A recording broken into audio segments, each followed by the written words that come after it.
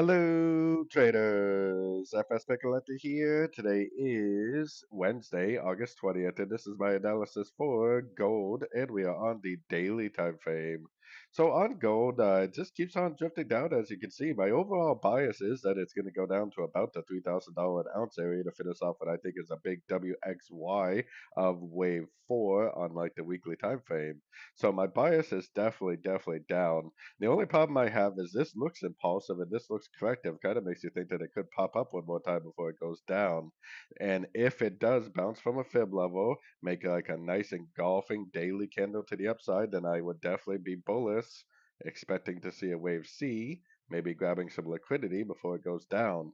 It definitely doesn't have to do that. So I would definitely still be looking for shorts on shorter time frames.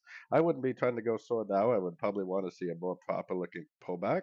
So as of right now, probably the best thing to be doing is putting your Fibonacci retracement on the last wave down. If it goes up and breaks this high, then we should probably start thinking about looking for logs. Otherwise, we would have to look at this move up right here as possibly just a pullback within the downtrend. So if we see some sort of a nice, pullback, kind of like what happened yesterday, and a nice engulfing move to the downside at a Fibonacci level, then I would definitely continue to look for shorts. This thing could easily just continue to make lower lows, lower highs on the daily time frame down to about $3,000 an ounce.